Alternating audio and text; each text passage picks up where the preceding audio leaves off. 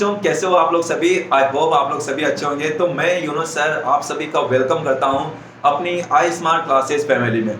तो आप सभी की डिमांड थी कि सर आप मेंटी के अलावा कुछ वीडियो लाया करो, हमको पढ़ाया करो, समझाया करो। तो बच्चों फाइनली आज आपकी बात मान ली गई है। तो आज मैं आपके लिए लेकर आया हूँ जो टॉपिक वाइज वीडियो लेकर आया हूँ बच्चों।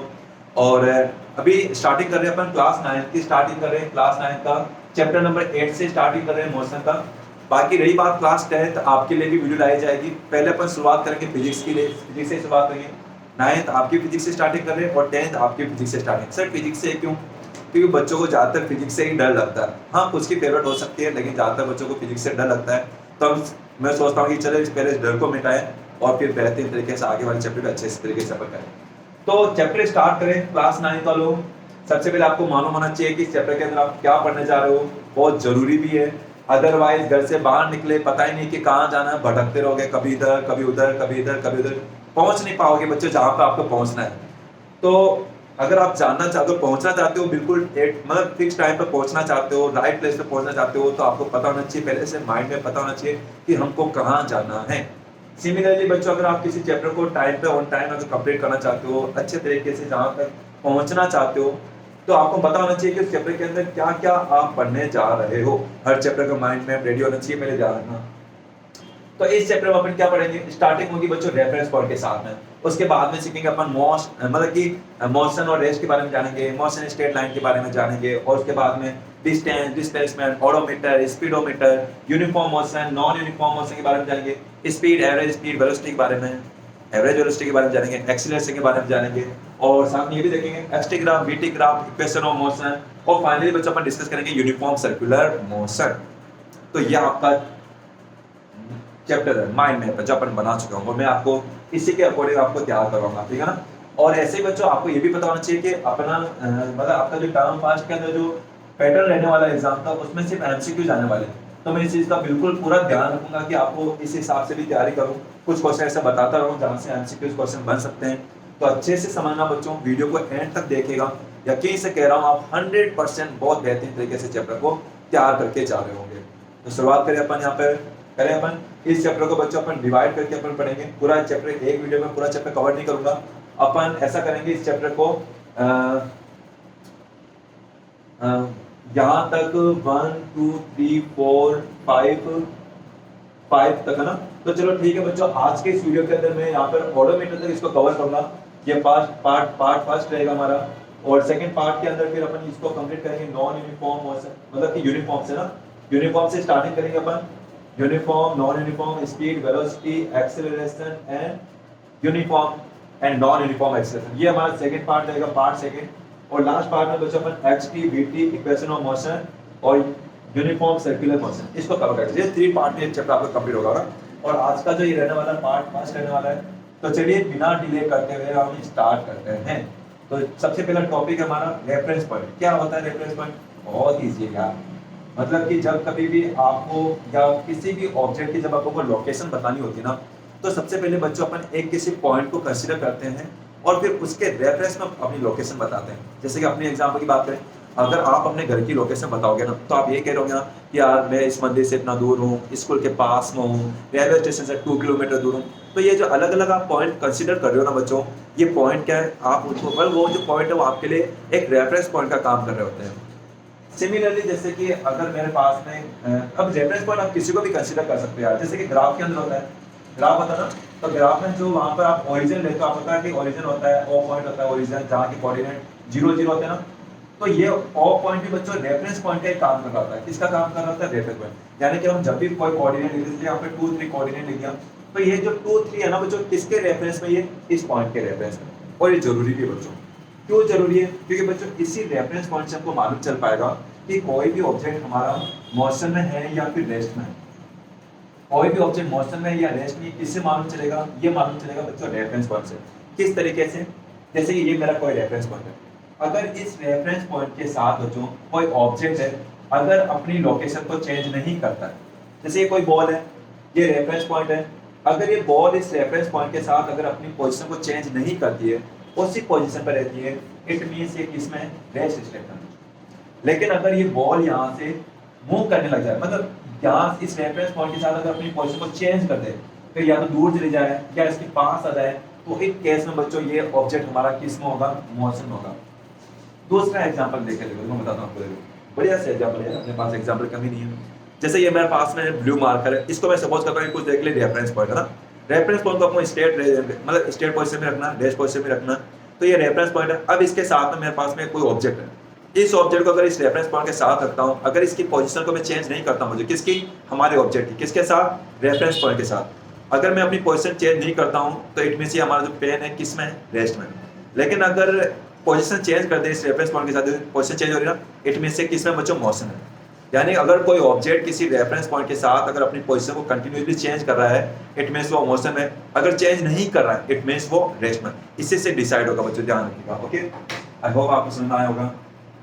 अब बच्चों बात करते हैं यहाँ पर टाइप्स ऑफ मोशन की। किसकी बात करें, टाइप्स ऑफ मोशन। काफी सारे टाइप्स है यार। जैसे कि सबसे पहले बात करें स्ट्रेट लाइन मोशन, और आपका ये चैप्टर, आने वाले चैप्टर बच्चों, इन सब के अंदर अपन स्ट्रेट लाइन मोशन को ही कंसीडर कर रहे होंगे, याद रखिएगा। और टाइप होता है सर्कुलर मोशन, बहुत ही मतलब 5% पोर्शन दे रखा है इस चैप्टर के अंदर आपका। सर्कुलर मोशन होता है, इसके अलावा ऑसिलेटरी मोशन होता है, ऑसिलेटरी के अलावा वाइब्रेटरी कह सकते हो, वाइब्रेटरी, कर्वीलिनियर, काफी सारे टाइप के मोशन है। तो हम कौन सा टाइप का मोशन डिस्कस करेंगे बच्चों, अपन डिस्कस करेंगे स्ट्रेट लाइन मोशन है। बाकी इसको भी आप थोड़ा बहुत जान लोगे। स्ट्रेट लाइन मोशन क्या होता है, अगर कोई ऑब्जेक्ट एक स्ट्रेट लाइन में ट्रेवल कर रहा है, स्ट्रेट लाइन में, जैसे कि यहाँ पे कोई रोड है, किसी हाईवे बच्चों, हाईवे पे अगर कोई ऑब्जेक्ट, कोई व्हीकल अगर स्ट्रेट लाइन ट्रेवल कर रहा है, मतलब स्ट्रेट लाइन, तो इट मींस वो कौन सा मोशन, स्ट्रेट लाइन मोशन। आप ऐसे भी ले सकते हो, जैसे मैं कोई एक पाइप ले लूं, ये पाइप ले, इस पाइप को थोड़ा सा इंक्लाइन कर ले, ये इंक्लाइन कर लेना। अगर मैं इसके अंदर कोई बॉल रखता हूँ, क्या रखे, एक बॉल, जैसे मैंने कोई बॉल रख दी, तो ये बॉल क्या कर रही होगी बच्चों, यहीं पर रुक जाएगी क्या, नहीं, ये बॉल नीचे की ओर मोशन कर रही होगी। और इस टाइप का जो मोशन होता है ना, इसको हम स्ट्रेट लाइन मोशन कहते हैं। या फिर आप ट्रेन वाला भी एग्जांपल ले सकते हो, कि जो भी अपना जो रेलवे प्लेटफॉर्म होता है, प्लेटफॉर्म पर जो ट्रेन होती है ना, वो जब मोशन कर रही होती है प्लेटफॉर्म पे, तो वो स्ट्रेट लाइन मोशन ही कर रही होती है। ये कुछ एग्जांपल है। और ऐसे भी बच्चों जो लाइट होती है ना, लाइट अगर शॉर्ट से अगर ट्रेवल कर रही होती है ना, उसको स्ट्रेट लाइन मोशन कहते हैं। स्ट्रेट लाइन मोशन को अपने एक और नाम से भी जानते हैं, रेक्टिलिनियर मोशन बच्चों। कौन सा मोशन, रेक्टिलिनियर मोशन। कंफ्यूज मत होना इससे, रेक्टिलिनियर मोशन नहीं कहते हैं। सर्कुलर मोशन, नाम में आंसर छुपा है। सर्कल में अगर कोई ऑब्जेक्ट सर्कल में मोशन कर रहा है, सर्कुलर मोशन। जैसे हमारा जो मून है वो अर्थ के अराउंड सर्कुलर मोशन कर रहा है, पेन की प्लेट्स होती है वो सर्कुलर मोशन करती है, जो वॉच होती है, वॉच की जो नीडल होती है वो भी सर्कुलर मोशन कर रही होती है। तो ये कुछ बेसिक एग्जांपल है। ऑसिलेटरी मोशन के एग्जांपल करें, अगर कोई ऑब्जेक्ट किसी मीन पोजीशन के अराउंड अगर टू एंड फ्रो मोशन कर रहा है, कौन सा मोशन कर रहा है, to and fro motion, it means वो कौन सा मोशन होगा बच्चों, ऑसिलेटरी मोशन। याद रखोगे। वाइब्रेटरी मोशन बहुत फास्ट, ये भी किसी मेन पोजीशन के around two and fro motion कर रहा है, बहुत फास्ट फास्ट फास्ट मोशन कर रहा है। अरे रबड़ लिया ना आपने, रबड़ को लेना, उसको स्ट्रेच करना, और उसको बीच में स्ट्रेच करने के बाद में उसको आप थोड़ा सा मतलब इस टाइप से ना, स्ट्रेच वायर है, उसको थोड़ा सा उसको मतलब कि पुल करना, और पुल करने के बाद से यहाँ तक आपने पुल कर लिया, और पुल करने के बाद उसको रिलीज करना, तो कैसा होगा, क्या वहीं रुक जाएगा क्या, नहीं, वो ऐसे मोशन करेगा, तो बहुत फास्ट तरीके से मोशन करेगा। वो कौन सा मोशन है, वाइब्रेटरी मोशन। सिंपल अगर डिफरेंस भी बोल देना, ऑसिलेटरी वाइब्रेटरी मोशन क्या डिफरेंस है, वाइब्रेटरी मोशन बहुत फास्ट होता है, ऑसिलेटरी मोशन थोड़ा धीरे धीरे होता है। पेंडुलम का एग्जांपल, ड्रैगन वाला आपने झूला झूला होगा, वो भी इसका एग्जांपल होता है। कर्वीलिनियर मोशन एक कर्व मोशन करता है, जैसे स्नैक नहीं, हाँ स्नैक, जो भी स्नैक होता है ना वो कैसा मोशन करते हैं, कर्वीलिनियर मोशन करते हैं। तो ये कुछ बेसिक एग्जांपल है। या फिर ट्रेन बच्चों, ट्रेन जब कर्व ले रही होती है, मतलब जब टर्न ले रही होती है ना, टर्न कैसे ले रही होती है, कर्वीलिनियर मोशन। ऐसा थोड़ी ना ये मतलब ये ऐसा मोशन करेगी नहीं, वो कैसे करेगी, मतलब ऐसे कर्व लेकर मोशन करेगी। तो कौन सा टाइप का मोशन होगा, कर्वीलिनियर। तो हमें कौन सा डिस्कस करना है, हमें करना बच्चे स्ट्रेट लाइन मोशन। ध्यान रखना इस चैप्टर में, आने वाले चैप्टर में, उसके भी आने वाले चैप्टर में हम मतलब जो भी ऑब्जेक्ट का जो मूवमेंट है ना, वो मूवमेंट अपन स्ट्रेट लाइन ही कंसीडर करेंगे। सर्कुलर मोशन भी है, थोड़ा बहुत कहीं कहीं इस चैप्टर में, तो बेस पे लास्ट में जाकर मतलब 5% बेस से इसका कवर कर रहा है, बस में 5% बेस से पोर्शन है तो जो कवर करता है circular motion, otherwise major portion यही कवर कर रहा है स्ट्रेट लाइन मोशन। ओके, ध्यान रखना। ऑसिलेटरी वाइब्रेटरी ये मोशन भी आएंगे, ये आपके साउंड वाले चैप्टर में आएंगे आपके। ओके, तो बेस इसमें तो यही है। तो ये आपको ध्यान रखना बच्चों, ये मोशन के टाइप हो गया। आई थिंक अब तो आपको सुनना होगा। अब इसके बाद बच्चों हम बात करते हैं डिस्टेंस एंड डिस्प्लेसमेंट। अब बच्चों हम टॉपिक डिस्कस करते हैं डिस्टेंस एंड डिस्प्लेसमेंट। डिफरेंस के साथ इसको क्लियर करेंगे ताकि काफी सारे इसके आपको मतलब कि कंपेयर भी कर पाओ आप लोगों ना, distance and displacement. Okay, displacement, ध्यान रखना बहुत इंपॉर्टेंट। और यहाँ से बच्चों क्वेश्चन बनते हैं, छोटे छोटे क्वेश्चन बनते हैं अच्छे, एमसीक्यूज यहाँ से क्वेश्चन बन सकते हैं, तो इसको अच्छे से बेहतरीन तरीके से इसको करने समझने की कोशिश करना आप लोग। तो डिस्टेंस और डिस्प्लेसमेंट क्या होता है एग्जांपल के साथ समझेंगे। तो डिस्टेंस सिंपल सा होता है कि कोई पर्सन जैसे यहाँ से ए कोई पर्सन है, ये ए से स्ट्रेट लाइन मोशन लेकर चलेगा अपन, चलो स्ट्रेट लाइन मोशन लेकर चलते हैं। चलो क्वेश्चन का एग्जांपल लेते हैं कि अगर कोई ऑब्जेक्ट ए पोजीशन से स्टार्ट होता है, इस ए पोजीशन से इसको पहुंचना बच्चे बी पोजीशन पहुंचना, कहां पे पहुंचना, बी पोजीशन। तो यहां तक पहुंचेगा, इसके बाद में काफी सारे पाथ हो सकते हैं, हो सकता है कि कैसे जाए कि भाई इस टाइप से जा सकता है ना, ये पहले से गया इस टाइप से और यहां से कर्व ले जाएगा। तो अभी देखो यहां से यहां तक पहुंचने का इसका पाथ कौन सा रहा, ये पाथ। इस पाथ की लेंथ को कवर कर लो बच्चों, मेजर कर लो आप। इस पाथ की जो भी लेंथ होगी ना, ये लेंथ ही किसका काम कर रही होगी बच्चों, डिस्टेंस का काम कर रही होगी, इसका काम करेगी डिस्टेंस। यानी आप कह सकते हो कि distance is the total path length बच्चों, क्या टोटल पाथ लेंथ, मतलब किस रास्ते से जा रहा है वो पाथ लेंथ ही क्या होगी, डिस्टेंस का काम करेगी। डिस्प्लेसमेंट बहुत इजी है कि जो हमारे इनिशियल पोजीशन है, इनिशियल पोजीशन का मतलब क्या है कि जहां से वो स्टार्ट कर रहा है, कि किसी भी ऑब्जेक्ट की इनिशियल और फाइनल पोजीशन के बीच की शॉर्टेस्ट डिस्टेंस बच्चों। शॉर्टेस्ट डिस्टेंस कौन सी हो सकती है यार, शॉर्टेज डिस्टेंस कौन सी होगी, हमेशा एक स्ट्रेट लाइन होगी। ये जो शॉर्टेज डिस्टेंस है ना, ये शॉर्टेज डिस्टेंस क्या होगी, हमारी डिस्प्लेसमेंट होगी। यानी आप ये कह सकते हो displacement is the shortage distance between initial and final, ठीक है, इनिशियल एंड फाइनल। ये आपको याद रखना, ये सिंपल डिफाइन आप लोग चाहो याद रख सकते हो।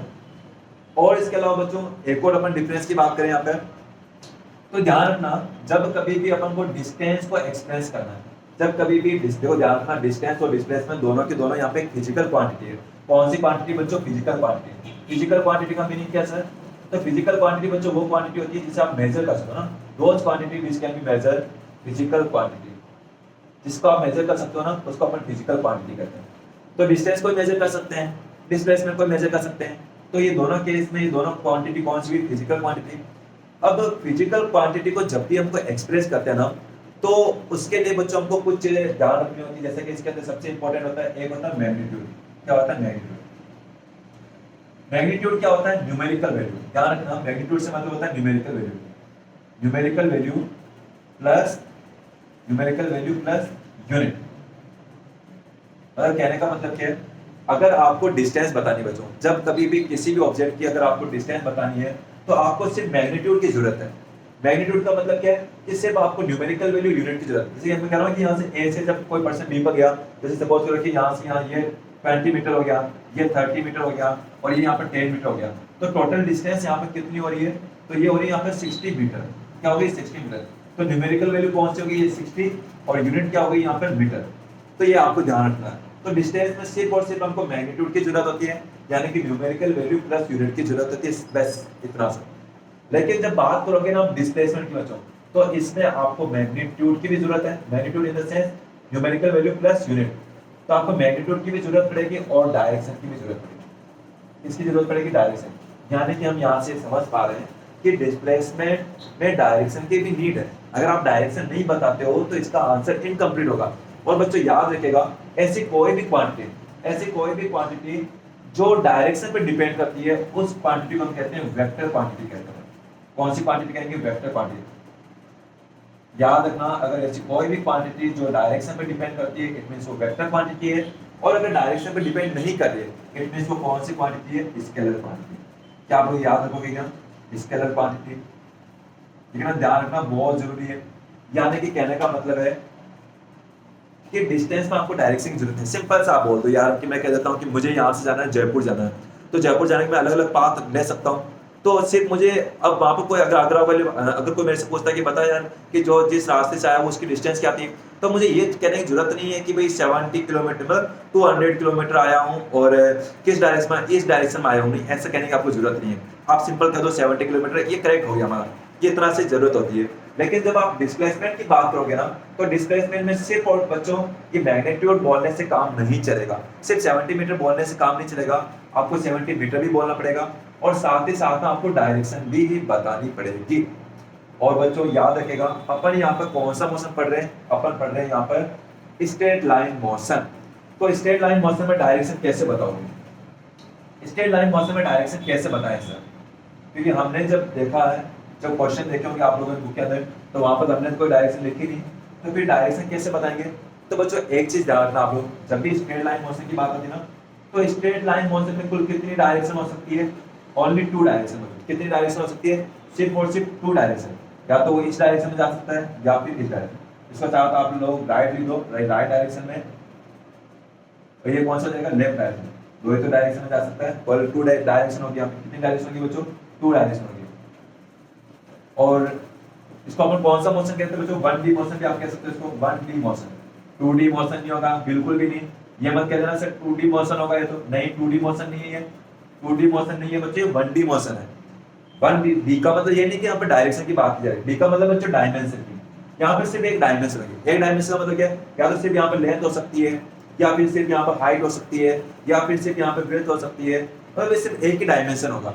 और जब अपन 2D की बात करते हैं ना, तो यहाँ पे 2 डायमेंशन होती है बच्चों। कितनी डायमेंशन होती है? 2 डायमेंशन। मतलब क्या है? इसमें लेंथ भी होगी और ब्रेथ भी होगी, या फिर लेंथ हो सकती है, हाइट हो सकती है, तो सिर्फ 2 चीजें होगी बच्चों। ठीक है, एग्जांपल से बताता हूं, 3D और तीनों का एग्जांपल बताता हूं। 3D मोशन देखो, 1D मोशन कौन सा था? Straight line motion. वैसे एक लाइन में, जो एक लाइन में ट्रेवल कर सकता है, वो कौन सा motion? 1D motion. 2D motion किसमें? जो बच्चों प्लेन में मोशन करता हूं। किसमें? प्लेन में। प्लेन वो उड़ने वाला प्लेन में नहीं, प्लेन मतलब ये वाला प्लेन, एक कोई सरफेस है ना, प्लेन सरफेस। तो अगर मैं यहाँ पर, अगर मैं मार्कर है ना, अगर मैं मार्कर को यहाँ पे चलाता हूँ, इट मीन से कौन सा मोशन कर रहा है? ये 2D मोशन कर रहा है। कौन सा मोशन कर रहा है? 2D motion. 3D मोशन की बात करें तो 3 डायमेंशन के बच्चों, लेंथ भी होगी, ब्रेथ भी होगी और हाइट भी होगी। जैसे एग्जांपल ले पर ये मार्कर ले लो, अगर मार्कर कहीं पर बच्चों स्पेस में मोशन कर रहा है, जैसे अभी ये स्पेस में मोशन कर रहा है ना, इट मीन से कौन से टाइप का मोशन हुआ यहाँ पर? ये हुआ बच्चों 3D मोशन हुआ। कौन सा मोशन हुआ? 3D motion. याद रखिएगा, 3D मोशन मतलब कि वो ऑब्जेक्ट किसमें मोशन कर रहा होगा? स्पेस में मोशन कर रहा होगा ना, स्पेस में, ध्यान रखिएगा। ये है। और 1D का मतलब एक सिंगल एक लाइन में मोशन कर रहा होगा। तो आई थिंक बच्चों ये आपको समझ में आया होगा कि भाई 1D 2D 3D क्या होता है। और वही बच्चों अगर बात करें अपन, एक चीज का ध्यान रखना आप लोग कि जब भी अपन बात करें डिस्टेंस और डिस्प्लेसमेंट की, तो ये कुछ डिफरेंस भी हो गया। यूनिट का भी बच्चों याद रखना, चाहे डिस्टेंस की बात करें चाहे डिस्प्लेसमेंट की बात करें, दोनों का हम हमेशा किसमें मेजर करेंगे? मीटर में मेजर करेंगे। किसमें मेजर करेंगे अपन? मीटर में। ओके, याद रखना दोनों की यूनिट क्या होती है। ऐसा यूनिट की बात करें तो वो क्या होती है? मीटर होती है। क्या होती है? मीटर। ठीक है, मीटर को हम किससे रिप्रेजेंट करते हैं? स्मॉल एन से रिप्रेजेंट करते हैं। वेरी इंपॉर्टेंट है बच्चों, वेरी इंपॉर्टेंट है। ऐसा यूनिट, चाहे डिस्टेंस की बात करें डिस्प्लेसमेंट की बात करें, दोनों की ऐसा यूनिट क्या होती है? मीटर होती है। क्या आप लोग याद रखोगे? ये याद रखना। ओके, एक बात और बच्चों यहाँ पे कि बात की जाए कि यहाँ पर डिस्टेंस और डिस्प्लेसमेंट के बीच में एक चीज का ध्यान रखना आप लोग, हमेशा ध्यान रखना कि कभी भी जब डिस्प्लेसमेंट की बात आती है, किसकी बात आती है? डिस्प्लेसमेंट की। तो डिस्प्लेसमेंट कभी भी डिस्टेंस से ज्यादा नहीं होगा। हाँ, ये हो सकता है कि भाई इन दोनों की जो वैल्यू हो, इसका जो मैग्नीट्यूड और डिस्प्लेसमेंट का, वो डिस्टेंस के इक्वल हो सकता है, लेकिन कभी भी डिस्प्लेसमेंट डिस्टेंस से ज्यादा नहीं होगा। यानी कि डिस्प्लेसमेंट हमेशा या तो क्या होगा? लेस देन होगा, या फिर क्या हो सकता है? इक्वल हो सकता है। ठीक है, लेस देन और इक्वल टू किसके? डिस्टेंस के। ये याद रखिएगा आप लोग, ठीक है ना। या फिर आप इसको इस तरीके से भी आ सकते हो कि जो डिस्टेंस होती है वो हमेशा या तो डिस्प्लेसमेंट से ग्रेटर होगी या फिर उसके इक्वल होगी। या आप कह सकते हो डिस्टेंस कभी भी डिस्प्लेसमेंट से कम नहीं हो सकती है। ऐसा कैसे पॉसिबल सर? जैसे मैं कहता हूँ, जैसे यहाँ पर ये ए और ये बी पॉइंट, ये कोई पर्सन ऐसे स्टार्ट हुआ, यहाँ से मूव करते हुए बी पहुंच गया। अगर डिस्टेंस की बात हो तो डिस्टेंस कौन सी? ये वाली, इसकी लेंथ को मेजर कर रहा होगा डिस्टेंस। तो ये डिस्टेंस सपोज किया 40 मीटर आ गया यहाँ पे। तो आपको क्या लगता है, अगर मैं यहाँ पर डिस्प्लेसमेंट की बात करूंगा तो डिस्प्लेसमेंट भी क्या 40 मीटर होगा क्या? नहीं, डिस्प्लेसमेंट होता है shortage distance between initial and final position. तो ये शॉर्टेज डिस्टेंस, ये शॉर्टेज डिस्टेंस हमारी। और ये शॉर्टेज डिस्टेंस क्या 40 मीटर से ज्यादा होगी या कम होगी? ऑफ कोर्स यहाँ पे कम होगी बच्चों, बिल्कुल कम होगी। तो डिस्प्लेसमेंट हमेशा या तो क्या होगा? उससे कम होगा या फिर उसके इक्वल हो सकता है। ठीक है, ध्यान रखिएगा। और इक्वल में भी जब बात करेंगे ना तो हम मैग्नीट्यूड की बात करेंगे। ये कभी मत कहना बच्चों ना, ये कभी भी नहीं कहेंगे अपन कि अगर मैं यहाँ पे लिखता हूँ, देखो आप कभी भी ऐसा नहीं लिखोगे कि अभी डिस्टेंस की, जैसे एग्जांपल से समझे, एग्जांपल कौन सा हो सकता है? जैसे अगर आप इसका स्क्रीनशॉट ले लीजिए, इसका ले लो। एक चीज का बच्चों आप लोग ध्यान रखना, आप कभी भी ये मत कह देना जैसे कि यहाँ पे कोई पर्सन जैसे यहाँ से स्टार्ट हुआ, ए पोजीशन यहाँ से स्टार्ट हुआ, अब यहाँ से वो कहाँ पर गया? इस पोजीशन पर गया, इस बी पोजीशन पर गया। और कितने मीटर डिस्टेंस इसने ट्रेवल की 50 मीटर। मैं कहता हूँ कि बताओ यहाँ पर डिस्टेंस क्या होगी, तो आप कहोगे सर 50 मीटर है, बिल्कुल सही है 50 मीटर है। और अगर मैं कहता हूँ कि बताओ यहाँ पर डिस्प्लेसमेंट क्या है, तो डिस्प्लेसमेंट यही होगा, शॉर्टेज डिस्टेंस क्या हो सकती है, ए ओ बी की यही तो होगी, तो इस केस में डिस्प्लेसमेंट भी क्या होगा, यही होगा। तो यहाँ से देखने को पता चल रहा है कि डिस्टेंस और डिस्प्लेसमेंट क्या हो गए, दोनों सेम हो गए, इक्वल हो गए। लेकिन बच्चों ऐसा कभी भी नहीं होगा, आप कभी भी ऐसा नहीं कह सकते हो कि भाई यहाँ डिस्टेंस और डिस्प्लेसमेंट दोनों क्या होंगे, इक्वल होंगे बच्चों, कभी ऐसा नहीं लिखना। तो फिर क्या लिखे सर, देखने से ये लग रहा है आप ऐसे लिख सकते हो बच्चों, क्योंकि यार डिस्प्लेसमेंट एक वेक्टर क्वांटिटी है, और वेक्टर क्वांटिटी में बच्चों दो चीज होती है, मैग्नीट्यूड भी होता है और डायरेक्शन भी होती है। तो आप ये लिख सकते हो distance is equal to magnitude of displacement, magnitude of displacement, ठीक है ना, ये आप कह सकते हो, ठीक है ना, मैग्नीट्यूड ऑफ डिस्प्लेसमेंट। ये क्यों नहीं हो सकता है, क्योंकि जब बच्चा अगर ये लिख रहे होगा ना, इसका मतलब क्या हुआ कि वहां पर मैग्नीट्यूड भी इसके इक्वल है, मैग्नीट्यूड और प्लस डायरेक्शन दोनों के इक्वल है। तो आपको लगता है क्या ऐसा हो सकता है क्या, जो डिस्टेंस है वो डिस्प्लेसमेंट की मैग्नीट्यूड और डायरेक्शन दोनों के इक्वल हो सकता है? नहीं हो सकता है, क्योंकि डिस्टेंस में तो डायरेक्शन की जरूरत ही नहीं है। कहने का मतलब ये है कि हम हमेशा ध्यान रखेंगे जब भी कोई ऑब्जेक्ट की अगर वो मतलब कि अगर उसका पाथ स्ट्रेट लाइन है बच्चों, ऐसा कब पॉसिबल होता है, ये वाली जो कंडीशन होती है ना, ये वाली कंडीशन भी कब अप्लाई होती है, जब ऑब्जेक्ट स्ट्रेट लाइन मोशन कर रहा है। कैसा मोशन करे, स्ट्रेट लाइन, स्ट्रेट लाइन जो मोशन करेगा तभी ऐसा पॉसिबल है, अदरवाइज पॉसिबल नहीं हो पाएगा। और इसमें भी शर्त है कि वो यू टर्न नहीं ले रहा हो, है ना, there is no U turn, है ना, नो यू टर्न। ऐसा नहीं कि घूम के वापस आ गया, इधर से गया वापस तो चला गया, ऐसा नहीं बच्चों। अगर वो स्ट्रेट लाइन ट्रेवल कर रहा ना, तो उस केस में उसकी जो डिस्टेंस होगी वो मैग्नीट्यूड ऑफ डिस्प्लेसमेंट के इक्वल होगी। ये याद रखिएगा आप लोग, ओके, ठीक है ना, ध्यान रखना आप लोग। तो बेस इसमें यही है। हाँ, एक बात और है कि क्या ऐसा पॉसिबल है क्या कि डिस्टेंस कि भाई जो डिस्प्लेसमेंट है वो जीरो हो जाए? क्या डिस्प्लेसमेंट जीरो हो सकता है क्या बच्चों?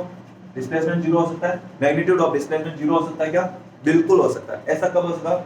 जैसे सपोज करो कि यहीं से अगर एक पर्सन यहाँ से ए से स्टार्ट हुआ, ए से गया बी, और बी से अगर टर्न लेकर वापस कहाँ आ जाए, ए पर जाए, तो जहाँ से स्टार्ट होगा घूम फिर के वहीं पर आ जाता है। तो उस केस में क्या होगा, अगर मैं बात करूँ यहाँ पर डिस्टेंस की, अगर इस केस में अगर मैं डिस्टेंस की बात करूँ तो डिस्टेंस कितनी होगी यहाँ पर, तो यहाँ पर अगर देखो आप तो डिस्टेंस, यहाँ पर डिस्टेंस कितनी होगी, वो डिस्टेंस होगी बच्चों 50, 50 प्लस 50, 50 प्लस 50 कितना हो जाएगा यहाँ पर 100 मीटर, 100 मीटर होगा, जाने दो। डिस्टेंस का मतलब क्या होता है, पाथ ले, गया भी 50 मीटर और आया भी 50 मीटर, तो 50 50 कितना हो गया, 100 मीटर हो गया। लेकिन वही बच्चों जब हम डिस्प्लेसमेंट की बात करेंगे तो डिस्प्लेसमेंट का मतलब क्या होता है, शॉर्टेज डिस्टेंस। तो इनिशियल भी यहीं पर है, इनिशियल पोजीशन भी यही है और फाइनल पोजीशन भी यही है। तो इस केस में बच्चों क्या शॉर्टेज डिस्टेंस क्या हो सकती है, एक पॉइंट के लिए शॉर्टेज डिस्टेंस क्या होगी, वही तो रहेगी वहां पे, ना इधर जा रहा ना इधर जा रहा, तो इतने वहां पे शॉर्टेज डिस्टेंस क्या होगी बच्चों, उसके लिए जीरो होगी। कितनी होगी, जीरो, यानी कि डिस्प्लेसमेंट मैग्नीट्यूड ऑफ डिस्प्लेसमेंट कब कितना हो जाएगा, जीरो। ऐसा कब पॉसिबल है बच्चों, जब हमारा ऑब्जेक्ट क्या हो, इनिशियल और फाइनल पोजीशन बच्चों क्या हो, सेम हो। अगर इनिशियल और फाइनल पोजीशन सेम है ना, तो इस केस में हम कह सकते हैं कि हमारा जो ऑब्जेक्ट है बच्चों वो उसका डिस्प्लेसमेंट कितना होगा, जीरो होगा। क्या यहाँ पर डिस्टेंस जीरो है क्या, डिस्टेंस जीरो नहीं हो सकती बच्चों। अगर कोई ऑब्जेक्ट अगर थोड़ा सा भी मूव कर गया ना, तो वहां पर कभी जीरो हो ही नहीं सकती है। हमेशा याद रखिएगा बच्चों कि जो डिस्टेंस है, ये डिस्टेंस बच्चों पॉजिटिव, हमेशा पॉजिटिव ही हो। जीरो तो कब हो सकती है, जब वो मूव ही नहीं करे।